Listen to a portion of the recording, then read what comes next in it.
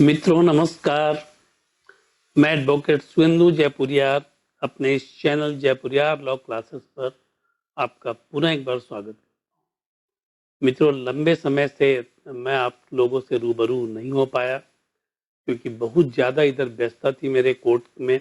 लेकिन आज मैंने समय निकालकर पुनः एक वीडियो बनाने का निर्णय लिया क्योंकि मुझे पता है कि आप लोग वीडियो का वेट करते रहते हैं और वीडियो को पसंद भी करते। तो मित्रों, आज मैं आप लोगों को section 14 of the evidence act के बारे में बताने वाला हूँ, जिसमें कि आप लोगों को psychological condition of the criminal, ठीक है ना, psychological condition of the criminal को जो कि स्टेट ऑफ माइंड के रूप में होता है, उसमें उसके तहत कैसे पकड़ा जाता है। कोई भी जो क्राइम होता है वो क्राइम में उसके इंटेंशन तो साइकोलॉजिकल एस्पेक्ट है, तो उसको कैसे पकड़ा जाता है और उसका जो मैनिफेस्टेशन होता है फिजिकल फॉर्म में, उसको कैसे आइडेंटिफाई किया जाता है, इसको सबसे ज़्यादा समझना जरूरी है। यह थोड़ा सा सेक्शन 14 अपने आप में थोड़ा कॉम्प्लिकेटेड है क्योंकि डायरेक्ट एविडेंसेस से इसको कोई लेना देना नहीं। जहाँ पर डायरेक्ट एविडेंसेस हैं वहाँ पर किसी भी अपराधी को सजा दिलाना बहुत ही आसान होता है। जैसे कोई आई विटनेस है, कोई वेपन यदि उसके पास से रिकवरी हो गया है, ये सारी चीजें जो है, ये सारी चीजें वह डायरेक्ट एविडेंस के रूप में, ठीक है। लेकिन यहाँ पर जो है वह सेक्शन 14 वो बिल्कुल साइकोलॉजिकल एविडेंस, ठीक है ना, साइकोलॉजिकल एविडेंस की बात करता है। और ये जो साइकोलॉजिकल और मनोवैज्ञानिक जो साक्ष्य है उसको पकड़ना और उसको समझना बहुत ही मुश्किल है। वह किसी व्यक्ति के बिहेवियर से उसको समझा जा सकता है या फिर वह खुद कन्फेस कर लेता है तब इसे समझा जा सकता है। जैसे मैंने आप लोगों को पहले एक बार बतलाया था कि यदि कोई व्यक्ति मेंस रिया के तहत कुछ सोच रहा है, मेंस रिया का मतलब गिल्टी माइंड, मैंने आप लोगों को बताया है, उसके दिमाग में कुछ चीजें चल रही है, कुछ षड्यंत्र वह कर रहा है, लेकिन यदि वह उसके मनोभावों को नहीं पढ़ा गया या फिर उसको नहीं समझा गया, तब ऐसी स्थिति में उसे पकड़ना बहुत ही मुश्किल होता है। लेकिन यहाँ पर होता क्या है कि जो मेंटल कंडीशन है, जो उसका इंटेंशन है, वह इंटेंशन उसके बिहेवियर में कहीं ना कहीं झलक जाता है और जब वो झलक जाता है तो वह अपराधी को पकड़ने में बहुत सहायक होता है। मैं आप लोगों को एक कहानी सुनाने जा रहा हूँ जिससे कि आप लोग उसको रिलेट कर पाएंगे। किसी गांव में, किसी गांव नहीं, एक गांव में, यह बहुत ही, मैंने आप लोगों को पहले भी, यह केस लॉ है, ये मैं उसको एक कहानी के फॉर्म में आपको सुना रहा हूँ। एक गांव में किसी लड़की की हत्या हो जाती, वो लड़की, अनमैरिड लड़की, प्रेग्नेंट हो जाती है और उसकी हत्या हो जाती है। अब हत्यारे का कहीं कोई पता नहीं है क्योंकि जिस समय उस लड़की की हत्या हुई उस समय वह घर पर बिल्कुल अकेली थी। रात का समय था, उसके माता पिता थे ही नहीं, उसके कोई रिश्तेदार नहीं थे। ऐसे में कोई व्यक्ति गला काट कर उसकी हत्या कर कर वहां से चला जाता है। अब जैसे पोस्टमार्टम उसका होता है तो पता चलता है कि वह लड़की प्रेग्नेंट थी। ऐसी स्थिति में अब यहाँ पर यह ढूंढने की कोशिश की जा रही है या की जाती है कि कौन व्यक्ति उसका नजदीकी था या किससे वह मिलती जुलती थी, लेकिन उसका कोई भी साक्ष्य उपलब्ध नहीं है। तब ऐसी स्थिति में लड़की जो कि क्रिश्चियन है उसको ले जाया जाता है बरियल ग्राउंड। बरियल ग्राउंड में आपको पता है कि सारे रिलेटिव जो हैं वहां पर मिट्टी देने के लिए उपस्थित रहते हैं।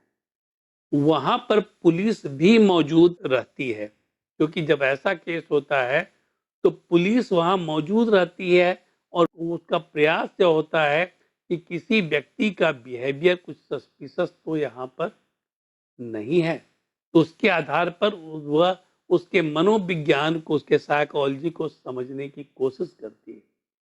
वहां पर यह पाया गया कि उसका एक रिश्तेदार जो कि उसकी मौत पर सबसे ज्यादा रो रहा था, वह वहां पर उपस्थित नहीं था, वह गायब था। ठीक है ना, वह वहां पर उपस्थित नहीं था, वो वहां पर गायब था। अब पुलिस को तुरंत यह ध्यान में आया कि वह व्यक्ति बहुत अनयूजुअल बिहेवियर कर रहा था उस समय, जिस समय उसकी हत्या हुई थी। ठीक है ना, उसकी हत्या हुई थी उस समय उसका बहुत ही अनयूजुअल बिहेवियर था, सामान्य से अलग हटकर उसका बिहेवियर था। उस समय भी पुलिस को इस बात का शक हुआ कि इसका बिहेवियर अनयूजुअल क्यों है, लेकिन उसको इग्नोर कर दिया गया। लेकिन जब वह वहां बरियल ग्राउंड में नहीं पहुंचा, तब पुलिस का शक जो है वह पुख्ता हो गया। अब एक तो वहां पर उसका व्यवहार बहुत ही सामान्य से परे था, दूसरा यहाँ बरियल ग्राउंड में उसका नहीं आना, क्योंकि उसको पता था कि पुलिस यहाँ पर होगी और पुलिस ने इतने दिनों में कुछ ना कुछ छानबीन की होगी। ठीक है ना, कुछ ना कुछ छानबीन की होगी। तो ऐसे स्थिति में उसे लगा कि वह पकड़ा जा सकता है, क्योंकि जो गिल्टी माइंड होता है वो हमेशा सस्पिशियस होता है। जो गिल्टी माइंड होता है वो हमेशा सस्पिशियस होता है। तो इसलिए वह वहां से गायब हो गया, वो वहां था ही नहीं। और पुलिस ने जब उसे पकड़ा और जब उससे इंटरोगेट किया जाने लगा, तब उसने इस बात को एक्सेप्ट किया कि हत्या उसने की है। जिस हथियार से उसने हत्या की थी उसकी भी रिकवरी उसने करवा दी। तो यहां पर कोई डायरेक्ट साक्ष्य नहीं था, तो मनोवैज्ञानिक आधार पर जो साक्ष्य थे, मनोवैज्ञानिक जो साक्ष्य थे, उसके आधार पर उसको पकड़ा गया। अब यहां पर यह समझिए कि सेक्शन 14 क्या कहता है। फैक्ट शोइंग, ठीक है ना, जो तथ्य है वो यदि शो करता है एग्जिस्टेंस ऑफ माइंड, व्यक्ति का एग्जिस्टेंस ऑफ माइंड क्या है, और दूसरा चीज है उसका बॉडीली फीलिंग क्या है, इस आधार पर किसी व्यक्ति को जब इंटरोगेट किया जाता है तो एक महत्वपूर्ण साक्ष्य उभर कर आता है। अब इसी ढंग से इसमें यह भी कहता है कि उसके इंटेंशन को देखा जाता है। ठीक है ना, इंटेंशन है, उसका नॉलेज किसी क्राइम का क्या है, इस चीज को देखा जाता है। जैसे यदि उसने किसी क्राइम को किया है और उसके पहले वह उसी क्राइम में पकड़ा जा चुका है, तब ऐसी स्थिति में वहां पर क्या है, यह एक मनोवैज्ञानिक दबाव उसके ऊपर डाला जाता है। ठीक है ना, क्या तुमने ऐसा किया है या नहीं किया है।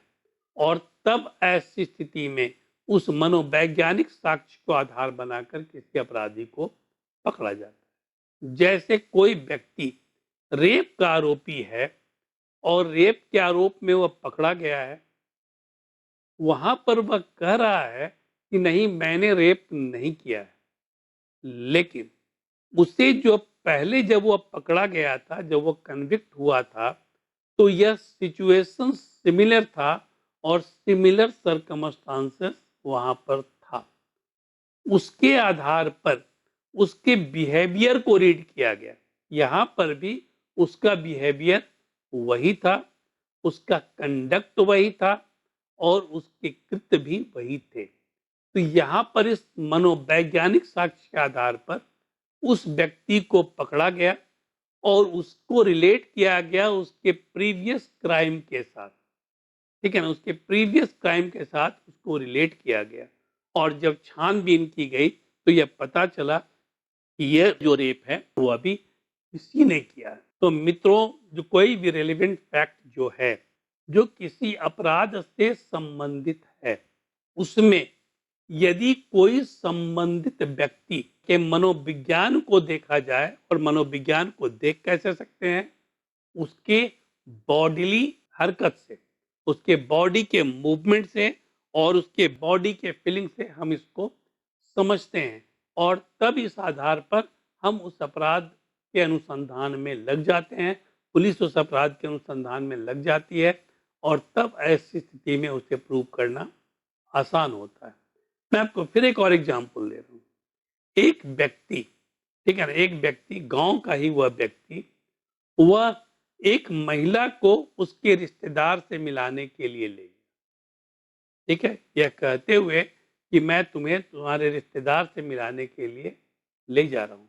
ठीक है ना, यह भी केस लॉ है। और जब वह उधर से लौटा तो गांव में 2 दिन रहा, और 2 दिन रहने के बाद वह गांव से लापता हो गया।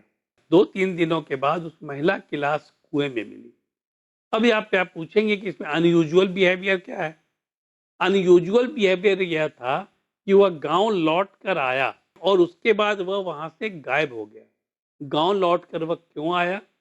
क्योंकि वह गांव वालों को दिखाना चाहता था कि वह यहीं पर है। वो उसको रिश्तेदारी में छोड़कर चला आया है और वह यहाँ पर गांव में ही उपलब्ध है। लेकिन जब उसे लगा कि डेड बॉडी जो है वह पकड़ा जाएगा, तब वह वहां से गायब हो गया। अब निश्चित रूप से शक की सुई किस पर जाएगी? शक की सुई उस व्यक्ति पर गई, क्योंकि यहाँ पर रेलिवेंट फैक्ट क्या है? रेलिवेंट फैक्ट है कि वह व्यक्ति उस महिला को अपने साथ लेकर गया था। दूसरा रेलिवेंट फैक्ट क्या है कि वह उस गांव में जब आया, उसके 2 दिनों के बाद वह लापता हो गया बिना किसी को बोले हुए। इसका अनयूजुअल बिहेवियर था, वो स्टेट ऑफ माइंड था, जो कि वह गिल्टी माइंड था, और उसको कहीं ना कहीं से इस बात का अंदेशा था कि वह यहाँ रहेगा तो पकड़ा जाएगा, इसलिए वह गांव से गायब हो गया। तो इस आधार पर, मनोवैज्ञानिक आधार पर और बॉडीली जो गेस्चर है, बॉडीली जो फीलिंग है, उसके आधार पर, व्यक्ति के व्यवहार के आधार पर जो रिलेटेड फैक्ट है उसकी छानबीन कर सकते हैं। हम क्राइम की छानबीन कर सकते हैं और क्राइम की छानबीन कर कर उस क्राइम के तह में पहुंच सकते हैं। बहुत सारे बड़े बड़े केस जो सीरियल किलर के केस हैं, वैसे केस मनोवैज्ञानिक साक्ष्यों के आधार पर ही सॉल्व किए जाते हैं। तो मित्रों, मैं उम्मीद करता हूं कि आपको ये वीडियो पसंद आया होगा। जैसा कि मैंने आप लोगों को कहा कि डायरेक्ट एविडेंस से संबंधित नहीं है, थोड़ा कॉम्प्लिकेटेड है, लेकिन यह बहुत इंटरेस्टिंग भी है। यदि आप इसको समझने का ढंग से प्रयास करेंगे तो आप देखेंगे कि यह बहुत सारे केस को परत दर परत खोलता चला जाएगा। ये सिर्फ अनुसंधान में ही मददगार नहीं है, बल्कि किसी भी वकील को वकालत करने में भी बहुत ही मददगार साबित होता है। दूसरा, वह जो जिस व्यक्ति के साथ घटना घटी है, जो क्राइम हुआ है, वह भी किसी व्यक्ति को देखकर समझ सकता है कि उसकी मनोदशा क्या है, और तब ऐसी स्थिति में वह पुलिस को इन्फॉर्म कर सकता है कि वह बहुत अनयूजुअल बिहेवियर उसका है, उसको देखा जाना चाहिए। ठीक है, तो मित्रों, सामान्यतः परिवार में निकटतम व्यक्तियों के बीच में इस ढंग के साक्ष्य के आधार पर हम किसी भी केस को सॉल्व करने में सक्षम होते हैं। उम्मीद है मित्रों, आप लोगों को यह वीडियो मेरा पसंद आया होगा, और यदि आप लोगों को पसंद आया तो आप लोग इसको लाइक जरूर करें। और अब तक आप लोगों ने यदि इस चैनल को सब्सक्राइब नहीं किया है तो उसे सब्सक्राइब भी अवश्य कर लें। धन्यवाद।